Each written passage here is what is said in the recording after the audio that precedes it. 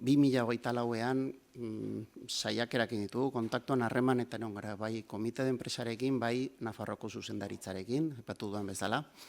Hainbat saiakera egin genituen, Munich, multinazionalak daukan zentralarekin harreman zuzen bat ezartzeko moduan, erantzuna izan genuen, baina bilera hori inoiz ezen gauzatu.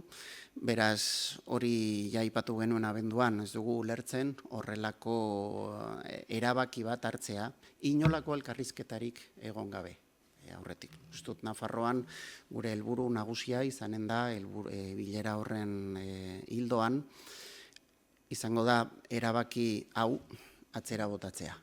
Ustut, hasteko, ez gaude multinazional honek hemen daukan faktoriak, ez gaude ekonomiko arrazoi baten aurrean. Ez dauzkate ekonomikoki galerak, berriz, hori garrantzitsu da azpimarratzea.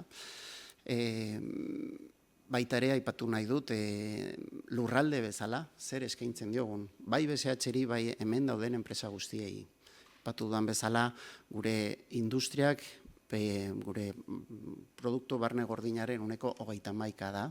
Hau da, Europa mailan kasik altuena, Europako gora berakoa da, 18 da.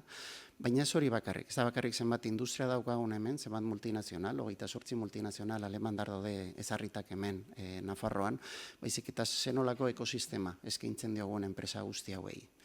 Bai teknologia aldetik, 6 zentro teknologiko ditugu, 3 ikerketa zentro, eta adibidez BSH garatzen ari dituen hainbat proiektuaren horrean, bai adimen inteligentaren horrean, bai adibidez bomba de calor deitzen zaion proiektu horren inguruan, gure ekosistema guztiak hor daukate eta ere biltzen erudite, bai zentro teknologikoak eta bai gure sistema unibertsitarioan baita ere, non besteak beste hitzarmen zuzenak dauzkate, besteak beste BSH-rekin.